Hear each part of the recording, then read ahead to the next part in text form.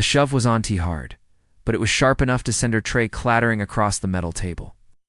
Lieutenant Commander Maya Locke froze as the three Marines loomed over her, blocking the light and narrowing the space around her. One of them jabbed a finger at the seat she'd chosen. "Go away," he snapped. "That's our table." The entire cafeteria fell into a sudden hush. No one there knew who she really was.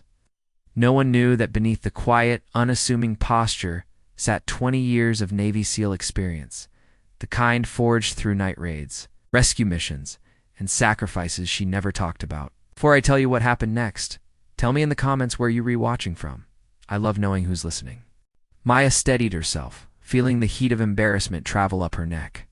She was fragile, far from it, but humiliation had a sting that even combat never fully prepared her for. She slowly bent to pick up her tray, hearing muffled snickers ripple around her. The Marines weren't recruits. They were seasoned, broad-shouldered, loud, confident in all the wrong ways. And they believed she was just some Navy officer who wandered into the wrong corner of the base cafeteria. She thought about telling them, about revealing the trident she kept tucked beneath her uniform, about the 20 years of scars, service, and silent victories they couldn't begin to imagine. But she also remembered the promise she made to herself after retiring from active SEAL missions: stay quiet. Fade a little. Let someone else be the storm. Yet she could feel something rising in her. Not anger, not pride, something older, a sense of responsibility. Because she knew that if she walked away, these Marines would keep treating others the same way. And that thought bothered her more than anything. As she lifted her tray, one Marine kicked it gently, sending it skidding another 2 feet. A cruel laugh followed. "Didn't you hear us?" said "Go away." Maya slowly straightened, brushing a strand of chestnut hair behind her ear. Her face remained calm, but inside 1,000 memories stirred. Nights in foreign cities where she'd moved like a shadow. Mornings in cold oceans where she'd trained until her muscles trembled. Teammates she'd carried through fire and gunpowder. She exhaled deeply. "Is there a reason," she asked softly, "that your table is more important than anyone else's?" The question was simple, but it sliced through the arrogance around her. A few heads turned. Even the cook behind the counter paused mid-motion. The Marine squared his shoulders. "Because we earned it. You didn't?" A flicker of something painful passed through Maya's eyes, not for herself, but for how small their world must be to think respect was something they owned. Before she could speak again, another Marine stepped forward. Leaning close enough that she could smell the bitter scent of coffee on his breath. "Just leave. We don't want company." A murmur of agreement rose around them. Maya felt her pulse steady, not quicken. It was the kind of calm she only felt before storms. The kind that told her she had a choice to make: walk away quietly, or show them what respect really meant.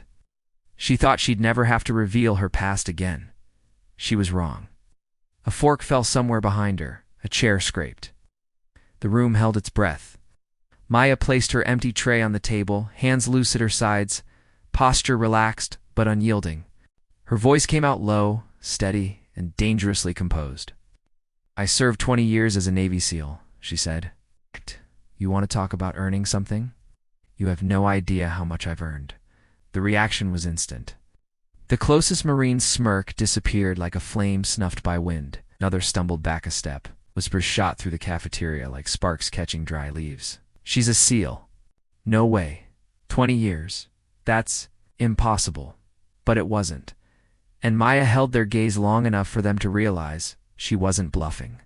One Marine swallowed hard, suddenly unsure. If that's true, then it is," she cut in. "And I'm not here to embarrass you. I'm not here to fight you. I just want my meal in peace. The same peace every soldier in this room deserves." Her words echoed across the cafeteria, soft but unbreakable. And then the shift happened. The Marines' confidence cracked, their arrogance drained. They stood exposed, not physically, but morally. And for a moment, Maya almost pitied them. These weren't monsters, just men who'd forgotten what humility looked like. Finally, the tallest Marine stepped forward, eyes lowered. "Ma'am. Oh. We're sorry." The room held still. No one spoke. No one breathed loudly enough to disturb the moment. Maya nodded gently, apology accepted. Then something even more unexpected happened. A nearby group of Marines who had watched the entire confrontation pushed their trays aside and stood as one. Respectfully, quietly. A small gesture, but a meaningful one. Tide shifting. They approached Maya, offering the seat at the center of their table. "Ma'am," one said sincerely, "you can sit with us."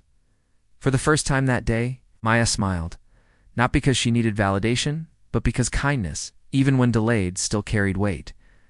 She accepted the seat, and the cafeteria slowly returned to its quiet rhythm. Conversations resumed.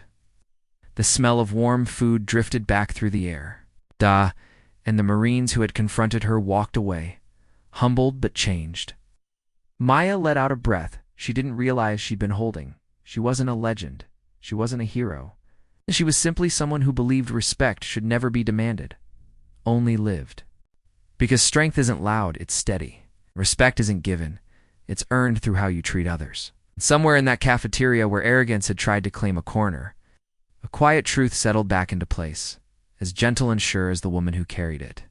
If this story moved you, share your thoughts in the comments and subscribe to Whispered Words for more powerful human stories that stay with you.